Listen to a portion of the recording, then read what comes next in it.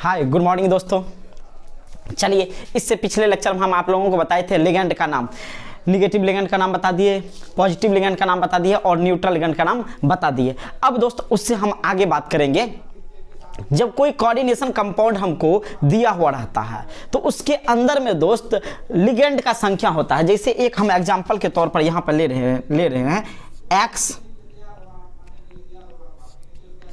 M Y, इस तरीका से मान ले रहे हैं कि यहां पे कोई एक कंपाउंड है, कॉम्प्लेक्स कंपाउंड है। तो दोस्त इस कोऑर्डिनेशन स्फीयर के अंदर में जो है दोस्त वो तुम्हारा हो जाएगा कॉम्प्लेक्स आयन हो जाएगा। ये कोऑर्डिनेशन स्फीयर के अंदर में जो भी रहेगा वो तुम्हारा क्या कहलाएगा, कॉम्प्लेक्स आयन। अब जरा सा इस कॉम्प्लेक्स आयन में देखिए तो एक तुम्हारा सेंट्रल मेटल एटम है, दूसरा तुम्हारा लिगेंड है। एक तुम्हारा सेंट्रल मेटल एटम है, दूसरा तुम्हारा लिगेंड है। तो दोस्त इस लिगेंड में देखो, लिगेंड की संख्या यहाँ पे अभी कितना दिख रहा है, 6 दिख रहा है। ऐसा भी हो सकता है 6 के जगह पे 2 भी हो सकता है, ऐसा भी हो सकता है 2 के जगह पे 4 हो सकता है, 3 हो सकता है, 5 हो सकता है, 6 हो सकता है कि नहीं हो सकता, हो सकता है। तो दोस्तों अब जब है तो लिगेंड की संख्या इसमें क्या देख रहे हैं, डिफरेंट देख रहे हैं। जब हम इसका नाम लिखेंगे तो कितना लिगेंड रहेगा तो उसको हम क्या बोलेंगे, 2 रहेगा तब क्या बोलेंगे, 3 रहेगा तब क्या बोलेंगे, 4 रहेगा तब क्या बोलेंगे। उसी के लिए अब हम बात करते हैं। यहां पर हेडिंग मारे हैं नंबरिंग ऑफ लिगेंड, लिगेंड के नंबरिंग के बारे में बात कर रहे हैं। तो जरा सा देखिए, लिगेंड के नंबरिंग के बारे में जब बात कर रहे हैं तो क्या होता है, कह रहा जब 2 या 2 से अधिक एक ही प्रकार का लिगेंड, जब 2 या 2 से अधिक एक ही प्रकार का लिगेंड, जब 2 या 2 से अधिक एक ही प्रकार का लिगेंड कहां पर प्रेजेंट रहे, कोऑर्डिनेशन स्फीयर में प्रेजेंट रहे। कहां पर प्रेजेंट रहे, कोऑर्डिनेशन स्फीयर में प्रेजेंट रहे। तो हम लोग दोस्त क्या करेंगे, सिंपल लिगेंड के लिए क्या करेंगे, प्रीफिक्स 2 के लिए डाई यूज करेंगे, 3 के लिए ट्राई यूज करेंगे, 4 के लिए टेट्रा यूज करेंगे, 5 के लिए पेंटा यूज करेंगे, 6 के लिए हेक्सा यूज करेंगे, ETC को ऐड करेंगे। यहां पर आप अभी जस्ट देखें एक्स एम वाई 6, यदि यहां पे 2 रहे तो डाई यूज करेंगे, यदि यहां पर 3 रहे तो ट्राई यूज करेंगे, यदि यहां पे क्या 4 रहे तो टेट्रा यूज करेंगे, 5 रहे तो पेंटा यूज करेंगे, 6 रहे तो छठा हेक्सा यूज करेंगे। तो वही चीज हम यहाँ पे लिखे हैं कि जब 2 या 2 से अधिक एक ही प्रकार का लिगेंड, यहाँ पे सिर्फ एक ही प्रकार का भी लिगेंड है, सिर्फ वाई टाइप का है, यहाँ पे एक से डिफरेंट भी होगा, उसका भी हम बात करेंगे। यदि एक ही प्रकार का हो तब क्या करेंगे, एक ही प्रकार का रहेगा तो दोस्त कोऑर्डिनेशन स्फीयर के अंदर प्रेजेंट रहता। हम लोग सिंपल लिगेंड के लिए, यदि सिंपल लिगेंड होगा, हम बता दिए हैं सिंपल लिगेंड कॉम्प्लेक्स, हम जो लिगेंड का नाम लिखे हैं उसमें सिंपल वाला जो यहाँ पे लिखे हैं, नहीं लिखे हैं सिंपल, वो ऑलरेडी आपका सिंपल है, और जहां पे हम कॉम्प्लेक्स लिखे हैं वो आपका कॉम्प्लेक्स है। तो कॉम्प्लेक्स को छोड़ करके जो भी बचता है वो आपका सारा का सारा क्या हो जाता है, सिंपल लिगेंड हो जाता है। तो दोस्तों यहां पे देखिए, यदि सिंपल लिगेंड एक से ज्यादा बार रहे तो 2 के लिए डाई, 3 के लिए ट्राई, 4 के लिए टेट्रा, 5 के लिए पेंटा, 6 के लिए हेक्सा वर्ड हम यूज करेंगे या ऐड करेंगे, ETC को ऐड करेंगे। तथा कॉम्प्लेक्स लिगेंड के लिए, किसके लिए, कॉम्प्लेक्स लिगेंड, यदि यहां पर ये Y जो दिख रहा है ये सिंपल है तो 2 के लिए डाई, 3 के लिए ट्राई, 4 के लिए टेट्रा, 5 के लिए पेंटा यूज करेंगे। यदि यही Y कॉम्प्लेक्स लिगेंड हो जाए, कौन सा वाला हो जाए, कॉम्प्लेक्स लिगेंड, तो 2 के लिए क्या लगेंगे, 20 लगाएंगे, 3 के लिए ट्रिस लगाएंगे, 4 के लिए टेट्रा किस लगाएंगे, 5 के लिए पेंटा किस लगाएंगे, 6 के लिए हेक्सा किस लगाएंगे। तो यहां पर देखिए, यहां पे लिखे हुए हैं तथा कॉम्प्लेक्स लिगेंड के लिए, किसके लिए, कॉम्प्लेक्स लिगेंड के लिए कौन, प्रीफिक्स 2 के लिए 20, 3 के लिए ट्रिस, 4 के लिए टेट्रा किस, ETC को ऐड करेंगे, ETC को क्या करेंगे, ऐड करेंगे। तो जरा सा इसका इंग्लिश में भी देख सकते हैं, when 2 or more than 2 same kind of ligands are present in coordination sphere, when 2 or more than 2, जब 2 या 2 से अधिक same kind of ligand, लेकिन एक ही प्रकार का ligand present in coordination sphere, जब कोऑर्डिनेशन स्फीयर में प्रेजेंट रहता है, जब कोऑर्डिनेशन स्फीयर में सेम तरह का 2 या 2 से अधिक लिगेंड प्रेजेंट रहता है, तब देन वी विल ऐड, हम लोग ऐड करेंगे प्रीफिक्स डाई फॉर 2, 2 के लिए डाई, ट्राई फॉर 3, 3 के लिए ट्राई, टेट्रा फॉर 4 मतलब 4 के लिए टेट्रा, पेंटा फॉर 5, 5 के लिए पेंटा, हेक्सा फॉर 6, 6 के लिए hexa, ETC for simple ligand. ये सब किसके लिए हम यूज करेंगे? डाई, ट्राई, टेट्रा, पेंटा, हेक्सा किसके लिए यूज करेंगे? सिंपल लिगेंड के लिए यूज करेंगे। और क्या कह रहा है? एंड 20 फॉर 2, 2 के लिए 20, ट्रिस फॉर 3, 3 के लिए ट्रिस, टेट्रा किस फॉर 4, टेट्रा किस, KISS मत कर देना बबुआ, किस मीन्स होता है चुम्मा, समझ आ गया ना? तो वो किस नहीं यूज करना है, KIS। यहां पर टेट्रा किस मीन्स 4 होता है, तो टेट्रा किस, ETC फॉर कम्प्लेक्स लिगेंड। यदि कम्प्लेक्स लिगेंड हो जाए तो 2 के लिए 20, 3 के लिए ट्रिस, 4 के लिए टेट्राकिस, 5 के लिए पेंटाकिस, ETC हम क्या करेंगे? ऐड करेंगे। चलिए ये अब आपको समझ में आ गया, सिंपल सा। देखिए यदि सिंपल लिगेंड रहे ना तो 2 के लिए डाई, 3 के लिए ट्राई, 4 के लिए टेट्रा, 5 के लिए पेंटा, 6 के लिए हेक्सा यूज करेंगे। यदि वही लिगेंड कम्प्लेक्स हो जाए तो 2 के लिए 20, 3 के लिए ट्रिस, 4 के लिए टेट्राकिस, ETC को क्या करेंगे? ऐड करेंगे। किसके रूप में? प्रीफिक्स के रूप में, नाम से, लिगेंड के नाम से पहले। चलिए हम जब एग्जांपल करेंगे तो बढ़िया से समझ में आएगा। चलिए अब क्या कह रहा? अरेंजमेंट ऑफ लिगेंड, लिगेंड का अरेंजमेंट कैसे करेंगे? तो जरा से बात कर रहे हैं अरेंजमेंट में व्यवस्था। जब 2 या 2 से अधिक, जब 2 या 2 से अधिक किस टाइप का हो? डिफरेंट टाइप का लिगेंड, सेम टाइप का नहीं, डिफरेंट टाइप का। यदि जैसे मान लो यहां पर ऐसा हो जाए, यहां पर M3 हो जाए, Z3 हो जाए, सॉरी Z यहां पे क्या हो जाए? 3 हो जाए, तो यहां पे देखो लिगेंड कितना तरह का दिख रहा है? 2 तरह का लिगेंड दिख रहा है। 2 से ज्यादा भी हो सकता है, 3 भी हो सकता है, 4 भी तरह का भी लिगेंड हो सकता है। वही कह रहा है कि जब 2 या 2 से अधिक डिफरेंट टाइप का लिगेंड कोऑर्डिनेशन स्फीयर में प्रेजेंट रहे, किस में प्रेजेंट रहे? कोऑर्डिनेशन स्फीयर में प्रेजेंट रहे। जब कोऑर्डिनेशन स्फीयर में 2 या 2 से अधिक टाइप का लिगेंड प्रेजेंट रहे तब क्या करा? तब हम लोग उसके नाम को अल्फाबेटिकल ऑर्डर में अरेंज करेंगे। किसमें हम अरेंज करेंगे? अल्फाबेटिकल में अरेंज करेंगे, तथा लिगेंड के संख्या को अल्फाबेटिकल में अरेंज नहीं किया जाता है। दोस्त जैसे है हो गया ना, डाई आ गया, ट्राई आ गया, टेट्रा आ गया, तो ये लिगेंड का संख्या हो गया। इस डाई, ट्राई, टेट्रा को अल्फाबेटिकल में कंसीडर नहीं करेंगे। ये चीज एग्जांपल जब हम करेंगे तो वहां पे आपको बढ़िया से समझ में आएगा। तब तक इसको आप क्या कीजिएगा? याद रखिएगा। तो जरा सा नीचे में देखिए, व्हेन 2 और मोर देन 2, जब 2 या 2 से अधिक different type of ligand, ligand different type का हो present in the coordination sphere, coordination sphere में present, then we will arrange alphabetically of its name, इसके नाम को हम किस में अरेंज करेंगे? अल्फाबेटिकल में अरेंज करेंगे। and number of ligand does not arrange in alphabetically, और लिगेंड के संख्या को हम अल्फाबेटिकल ऑर्डर में अरेंज नहीं करेंगे। अब आपको समझ में आ गया होगा। फिर से हम एक बार आपको बढ़िया समझा दें। यदि लिगेंड एक से ज्यादा तरह का कोऑर्डिनेशन स्फीयर के अंदर में प्रेजेंट रहे, जब लिगेंड एक से ज्यादा तरह का, 2 तरह का, जैसे एफ भी है, सीएल भी है, जैसे एफ, सीएल, बीआर, आई चारों है, तो डिफरेंट टाइप का लिगेंड हो गया। जब डिफरेंट टाइप का लिगेंड कोऑर्डिनेशन स्फीयर में प्रेजेंट रहे तब क्या करना है?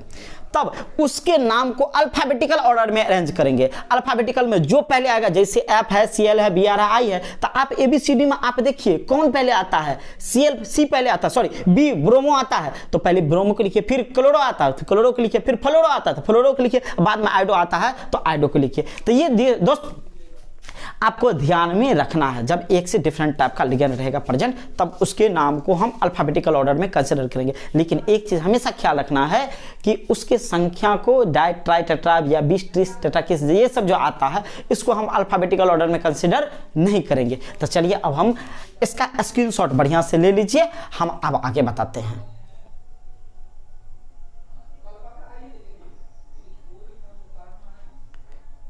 चलिए तो दोस्तों अब हम बात करते हैं किस चीज की? सेंट्रल मेटल एटम के नाम के।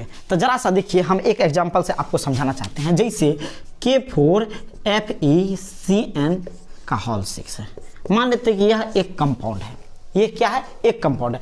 इसमें दोस्त ये जो तुम्हारा है स्क्वायर ब्रैकेट के अंदर में जो रहता है वो कम्प्लेक्स आयन होता है। क्या होता है? Complex ion. और कम्प्लेक्स आयन में 2 चीज रहता है, एक तो तुम्हारा लिगेंड रहता, सॉरी एक तो तुम्हारा सेंट्रल मेटल एटम रहता है, या आयन होता है, सेंट्रल मेटल एटम या आयन होता है, दूसरा तुम्हारा लिगेंड होता है,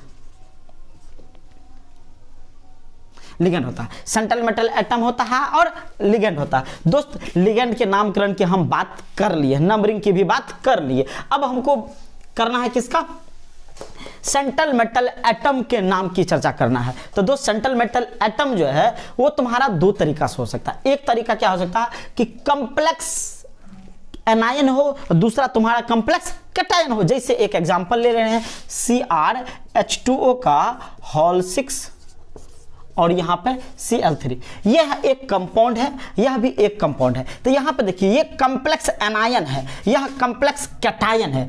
इसमें सेंट्रल मेटल एटम जो है ना कॉम्प्लेक्स कैटायन में है, इसमें सेंट्रल मेटल एटम ये है, ये किस में है दोस्त, कॉम्प्लेक्स कैटायन। पहले वाला भाग को कैटायन कहते हैं, बाद वाला भाग को एनायन कहते हैं, पहले वाला भाग को कैटायन कहते हैं, बाद वाला भाग को एनायन कहते हैं। यहाँ पर सिंपल कैटायन है, कॉम्प्लेक्स एनायन है, यहाँ पर कॉम्प्लेक्स कैटायन है, सिंपल एनायन है। तो दोस्तों बात आता है कि जब central metal atom complex cation में हो तब क्या नाम होगा, और जब central metal atom complex anion में हो तब क्या नाम होगा। दोस्त कैटायन में जब रहेगा सेंट्रल मेटल एटम उसका नाम अलग तरीका से लिखेंगे, और दोस्त जब central metal atom complex anion में होगा तो उसका नाम अलग तरीका से लिखेंगे। तो कैसे लिखेंगे ये जरा सा हम यहां पर जिक्र करते हैं। क्या कह रहा है कि naming of the central metal atom और आयन, मतलब सेंट्रल मेटल एटम या आयन का नामकरण, मतलब केंद्रित धात्विक परमाणु का, केंद्रीय धात्विक परमाणु का नामकरण। तो हम बात कर रहे हैं कि व्हेन केस 1 में व्हेन कॉम्प्लेक्स इज कैटायनिक, जब कॉम्प्लेक्स कैसा हो, कैटायनिक हो, ये वाला पहला वाला भाग कैटायन होता है, दूसरा वाला भाग एनायन होता है। तो ये कैटायन जो है कैसा है, कॉम्प्लेक्स है। तो वही कह रहा है when complex is cationic, cationic जब कॉम्प्लेक्स धनायनिक हो तब क्या होगा, कैटायनिक कॉम्प्लेक्स मतलब धनायनिक कॉम्प्लेक्स में सेंट्रल मेटल एटम या आयन का नाम हमेशा उसके ऑक्सीडेशन नंबर के साथ रोमन संख्या में लिखा जाता है, हमेशा उसके नाम को ऑक्सीडेशन नंबर के साथ किस में लिखा जाएगा, रोमन, ऑक्सीडेशन नंबर को रोमन में लिखा जाएगा। तो दोस्तों यहां पर देखिए in cationic complex name of central metal atom और ion always return with its oxidation number in Roman numeral, Roman numeral में लिखा जाएगा। जैसे Fe2+ है, Fe2+ है तो उसका नाम आयरन और उसका ऑक्सीडेशन नंबर जो है उसको आप रोमन में लिख दीजिए तो आयरन 2। यहां पर देखिए Fe पर 3+ है तो यहां पर हो जाएगा आयरन 3, क्या हो जाएगा यहां पर आयरन 3। कोष्ठ में इसको घेर दीजिएगा, नहीं भी घेरिएगा तो चलेगा लेकिन कोष्ठ में घेर दीजिएगा तो अच्छा लगेगा। यहाँ पे देखिए Cu+ है तो यहाँ पे हो जाएगा कॉपर, Cu का नाम तो कॉपर है, जो उसका नाम है एज इट इज रखेंगे तो कॉपर, Cu+ का क्या हो जाएगा कॉपर 1, ये 1 रोमन में लिख रहे हैं, इसके चार्ज की संख्या को लिख रहे हैं। Ag पे 1+ है तो सिल्वर 1 etc। जैसे यहाँ पर देखिए Cr है ना, इस पर 3+ है, कैसे होता है वो हम आपको निकालने के लिए सिखाएंगे इसके इस लेक्चर के जस्ट बाद वाला लेक्चर में। तो यदि यहाँ पे तुम्हारा Cr पर 3+ हो गया ना तो इसका नाम हो जाएगा क्रोमियम, क्रोमियम। कितना इस पे चार्ज है, 3 चार्ज है तो इस पे आप लिख दीजिए 3, बात समझ में आ गया। तो इसका नाम हो जाएगा क्रोमियम 3। यदि Cr पे 3+ है, यहाँ पे देखिए इस पर 3+ है तो इसका नाम हो जाएगा क्रोमियम 3। बात समझ में आ गया होगा, फिर से देख लीजिए। कैटायनिक कॉम्प्लेक्स में central metal atom, cationic complex में सेंट्रल मेटल एटम का जो नाम होता है हमेशा ऑक्सीडेशन नंबर के साथ रोमन संख्या में लिखा जाता है। ऑक्सीडेशन नंबर के साथ किस में लिखा जाएगा, रोमन संख्या। ये जो है रोमन संख्या में ऑक्सीडेशन नंबर है, ठीक है। अब बात आता है कि यदि एनायनिक कॉम्प्लेक्स हो, कैसा कॉम्प्लेक्स हो, एनायनिक कॉम्प्लेक्स हो। यहां पर ये जो कॉम्प्लेक्स आयन है एनायन वाला है, ये जो कॉम्प्लेक्स आयन है कैटायन वाला है। तो एनायनिक कॉम्प्लेक्स, अभी हम जो नाम बताए वो कॉम्प्लेक्स कैटायन का नाम बताएं, कॉम्प्लेक्स कैटायन में जो सेंट्रल मेटल है उसके नाम की चर्चा की है। अब देखते हैं कि कॉम्प्लेक्स एनायन में जो सेंट्रल मेटल एटम है उसका नाम कैसे लिखा जाता है। इसका नाम देखिए क्या होता है, कह रहा व्हेन कॉम्प्लेक्स इज एनायनिक, जब कॉम्प्लेक्स क्या हो, एनायनिक हो। जब कॉम्प्लेक्स रिनायनिक हो, एनायनिक कॉम्प्लेक्स में सेंट्रल मेटल एटम या आयन का नाम एनायनिक कॉम्प्लेक्स में सेंट्रल मेटल एटम या आयन का नाम 8 कैरेक्टर के साथ साथ उसके ऑक्सीडेशन नंबर को भी रोमन संख्या में लिखा जाता है। मतलब समझिए, यहां पर देखिए इसका ऑक्सीडेशन नंबर +2 होता है। कैसे होता है हम आपको निकालने के लिए सिखाएंगे। पहले तब तक इसको ऐसे मानिए कि इस पे कितना प्लस है, 2+ है। यहां पर देखिए जैसे यहां पर 2+ है तो इसका नाम क्या हो जाएगा, कह रहा है इसके नाम में 8 लगाते, कौन सा, ATE कैरेक्टर, 8 कैरेक्टर। तो इसका नाम आयरन था जब कैटाइनिक में था, लेकिन जब यही Fe2+ एनायनिक वाला में हो जाए तब इसका नाम फेरेट। अंतिम में देखिए ATE लग जाता है। क्या रहा, फेरम से बना है आयरन, तो दोस्त फेरम की जगह पे हम ATE लगा देंगे, क्या हो जाएगा, फेरेट। और उसका ऑक्सीडेशन नंबर 2 है तो यहाँ पर 2 हो जाएगा। Fe पर 3+ है तो इसका नाम हो जाएगा फेरेट, ऑक्सीडेशन नंबर 3 रोमन में लिख देंगे। यहाँ पे Cu पे 1+ है तो यहाँ पर हो जाएगा क्यूपरेट, अंतिम में ATE लग रहा और उसके ऑक्सीडेशन नंबर को रोमन संख्या में लिखेंगे। Ag पे 1+ है तो इसका नाम हो जाएगा अर्जेंटेट। यदि यही कॉम्प्लेक्स एनायन में ना होकर के किस में हो जाता, कॉम्प्लेक्स कैटायन में हो जाता तो इसका नाम हो जाता सिर्फ सिल्वर, जैसा नाम था वैसा ही रहेगा। लेकिन यदि यही एनायन वाला में आ जाए, एनायनिक कॉम्प्लेक्स में आ जाए तो इसका नाम जो है दोस्त ये अर्जेंटेनम से अर्जेंटेट बन जाएगा। समझ में आ गया ना, तो यहां पर हो जाएगा अर्जेंटेट। Cr पे 3+ है, क्रोमियम से ये क्रोमेट हो जाएगा, CHROMAT, और इसका ऑक्सीडेशन नंबर 3 है तो यहां पे क्या लिख देंगे, 3। यही Cr यदि कॉम्प्लेक्स कैटायन में ना होकर के कॉम्प्लेक्स एनायन वाला में हो जाए तो इसका नाम जो कैटायन में लिखेंगे क्रोमियम 3, तो इसका नाम हो जाएगा क्रोमेट 3। क्या हो जाएगा, क्रोमेट 3। आई होप कि तुमको समझ में आया होगा दोस्तों। तो आज तुम्हारा ये जो नाम लिखने का जो प्रोसेस था, रूल था, ये खत्म होता है। अब जो बात करेंगे नाम लिखने का जो तरीका है उसको कैसे हम अप्लाई करेंगे, वो कंपाउंड जब लेंगे तो उसमें बढ़िया से तुम्हारा कंसेप्ट क्लियर हो जाएगा दोस्तों। तो इसलिए अब आज का लेक्चर इसका जो है आप स्क्रीनशॉट ले लीजिए। आज का लेक्चर हम यहीं पर रोकते हैं। उसके बाद जो है हम नेक्स्ट लेक्चर में IUPAC नाम के साथ ये कंपाउंड है, इस कंपाउंड का क्या नाम होगा, ये जो रूल बताए हैं उसी रूल को अप्लाई करते हुए इस कंपाउंड का नाम लिखेंगे। ये जो कंपाउंड है इसका क्या नाम होगा, इसी रूल को अप्लाई करते हुए जितना रूल आज के लेक्चर में बताए हैं उस सब रूल के साथ हम इसका नाम देखेंगे। तो दोस्तों तब तक आप बढ़िया से क्या कहते हैं स्टडी कीजिए, और जिसका जिसका छोटा हुआ है बाद में आप शुरू से लेक्चर देख लीजिए। भगा भगा के ही देखिए, भगा भगा के मत देखिएगा, तब समझ में नहीं आएगा। स्पीड करके देख लीजिए, अच्छा है, लेकिन भगा के मत देखिएगा। तो भगा के देखिएगा तो कुछ समझ में आएगा, कुछ समझ में नहीं आएगा। यदि कोई प्रॉब्लम होता है तो हम व्हाट्सएप नंबर दे करके रखते हैं, आप हमको वहाँ पर सेटिंग कर सकते हैं, या बाय द वे कोई भी प्रॉब्लम हुआ तो कमेंट भी कर सकते हैं। तब तक दीजिए आशीष रंजन को इजाज़त, रखिए अपना ख्याल। Thank you, bye bye.